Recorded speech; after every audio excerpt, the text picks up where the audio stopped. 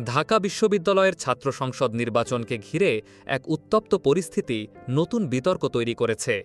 ছাত্রদলের অভিযোগ, ভোট কেন্দ্রে আগে থেকেই পূরণ করা ব্যালট পেপার পাওয়া যায়। বিষয়টি নিয়ে উত্তেজনা ছড়িয়ে পড়লে দায়িত্বপ্রাপ্ত এক নারী শিক্ষক, যিনি নির্বাচন পরিচালনা করছিলেন, একজন নারী শিক্ষার্থীকে ধমক দিয়ে বলেন, এই মেয়ে, তুমি চুপ থাকো।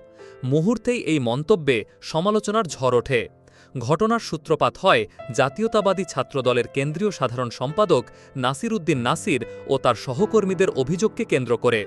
তাদের দাবি, প্রশাসন এক পক্ষকে সুবিধা দিচ্ছে এবং অন্য প্রার্থীদের বাধা দিচ্ছে। তারা হাতে ভাঁজ করা একগোছা ব্যালট দেখিয়ে রিটার্নিং কর্মকর্তার কাছে প্রশ্ন তোলেন। তীব্র বাদানুবাদের মধ্যে একজন নারী শিক্ষার্থী কথা বলতে শুরু করলে সংশ্লিষ্ট নারী শিক্ষক তাকে থামিয়ে দিতে চিৎকার করে ওঠেন।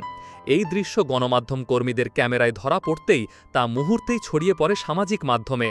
অনেকেই প্রশ্ন তুলেছেন, একজন শিক্ষক কিভাবে প্রকাশ্যে শিক্ষার্থীকে এমন অবমাননাকরভাবে চুপ করতে বলতে পারেন।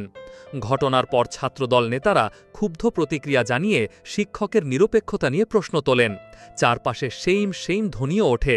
শিক্ষার্থীদের মতে, বিশ্ববিদ্যালয় গণতন্ত্র চর্চার জায়গা, সেখানে এমন আচরণ শিক্ষকের মর্যাদা ও পরিবেশ দুটিকেই কলুষিত করেছে।